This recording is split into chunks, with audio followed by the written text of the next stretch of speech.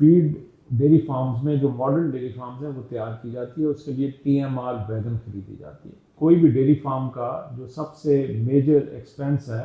वो feed cost है, उनका 60% से ज़्यादा जो है वो फीड कॉस्ट की मानने जा रहा होता है। अगर आप अपने फार्म को प्रॉफिटेबल बनाना चाहते हैं तो आपको फीड की खरीदारी पे भी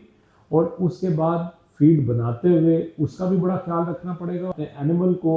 सर्व करेंगे या उसके सामने डालेंगे तो वहाँ पे भी उसका ज़िया कम से कम होना चाहिए। बिस्मिल्लाहिर्रहमानिर्रहीम। जैसा कि आप सबको पता है कि कोई भी डेयरी फार्म का जो सबसे मेजर एक्सपेंस है वो फीड कॉस्ट है, और आम तौर पे ये 60% से ज़्यादा जो आपकी कॉस्ट है कि आपके फार्म की जो टोटल कॉस्ट है उनका 60% से ज़्यादा जो है वो फीड कॉस्ट की मानने जा रहा होता है। इसका ये मतलब हुआ कि आपको, अगर आप अपने फार्म को प्रॉफिटेबल बनाना चाहते हैं तो आपको फीड की खरीदारी पे भी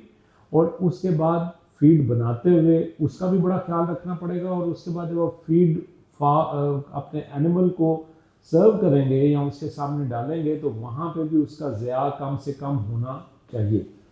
अब आम तौर पे आप ये देखिए कि जो फीड डेयरी फार्म्स में जो मॉडर्न डेयरी फार्म्स हैं वो तैयार की जाती है, उसके लिए TMR वैगन खरीदी जाती है। TMR वैगन कई किस्म की है, इसमें मुख्तलिफ ममालिक की TMR वैगन आती हैं, इसमें यूरोपियन ब्रांड्स भी हैं, इसमें टर्किश ब्रांड्स भी हैं, लेकिन आपको TMR वैगन लेते हुए हमेशा बेहतरीन TMR वैगन के ऊपर जाना चाहिए। इस वक्त डेयरी सोल्यूशन के पास दो ब्रांड्स हैं, एक कून है, दूसरा चैलिकल है। मेरी आपको रिकमेंडेशन हमेशा ये होगी कि आपको बेहतरीन से बेहतरीन इक्विपमेंट के ऊपर जाएं जो कि लॉन्गर रन में आपको वो उसके पैसे जल्द अज जल्द रिकवर हो जाते हैं in terms of feed FCR के, कि आपकी वो फीड की तैयारी आपकी मशीन इतने अच्छे अंदाज में करती है, उसको इतना पैलेटेबल या इतना उसका साइज़ इतना अच्छा बना देती है कि वो जब वो एनिमल उसको इनटेक करता है तो उसके जिस्म में वो ग़िज़ा पहुंचने के बाद मुकम्मल तौर पे उसके जिस्म का हिस्सा बन जाती है, जिससे आपको ज़्यादा से ज़्यादा दूध मिलता है और आपका एनिमल जो सा है वो भी ज़्यादा सेहतमंद रहता है। तो इस वजह से TMR वैगन ख़रीदते वक्त हमेशा इस बात का ख्याल रखें कि वो TMR वैगन सिर्फ ये नहीं है कि आपने उसमें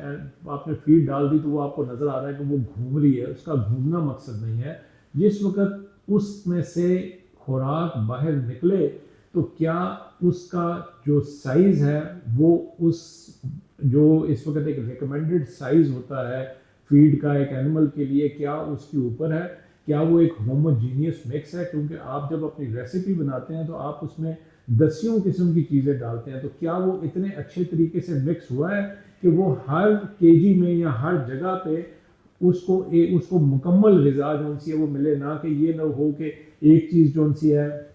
वो किसी एक पोर्शन ऑफ द फीड में जो सा बहुत ज़्यादा है और किसी दूसरे पोर्शन ऑफ द फीड में ज़्यादा नहीं है क्योंकि उसकी मिक्सिंग ठीक नहीं हो पाई। तो इन एक होमोजीनियस मिक्स करने में और एक उसका सही साइज़ बनाने में आपको बेहतरीन मशीन ही दरकार है। इसके लिए आप हमारी टीम के साथ रब्ता करें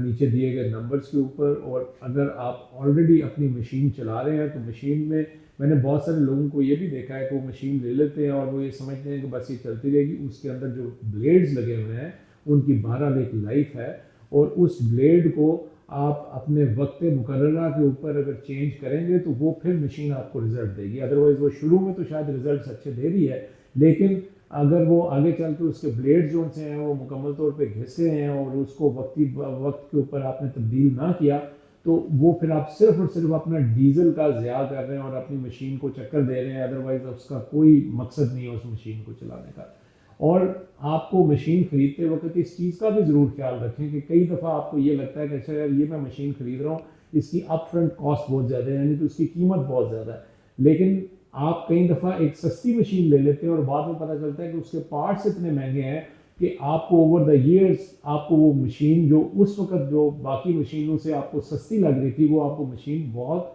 महंगी पड़ गई। तो इस वजह से मशीन ख़रीदते वक्त नंबर एक ये चीज़ देखें कि वो किस कंपनी की है, अच्छी कंपनी की मशीन ख़रीदें, उसके पार्ट्स की अवेलेबिलिटी देखें, उसकी पार्ट्स की प्राइसिंग देखें, और आप ये ज़रूर देखें कि क्या टेक्निकल टीम पीछे उस कंपनी की है जो कि आपकी मशीन को प्रॉपर तरीके से सर्विस कर सके। जिस तरीके से आप अपनी कार या मोटरसाइकिल की आप जो पीरियोडिक मेंटेनेंस आप करते हैं, इसी तरह आपको, चाहे वो आपकी मिल्किंग मशीन है, चाहे वो आपकी TMR वैगन है, उसकी अगर आप पीरियोडिक मेंटेनेंस नहीं करेंगे तो वो अच्छी से अच्छी मशीन भी आपको वो रिज़ल्ट नहीं देगी जो कि आपको मिलने चाहिए। तो इस वजह से अपनी TMR वैगन को सिलेक्ट करने के लिए या ख़रीदने के लिए हमारी टीम से रब्ता करें, और उम्मीद है कि आपको हम बेहतर से बेहतर मशवरा देने की कोशिश करेंगे। बहुत शुक्रिया। अस्सलाम वालेकुम।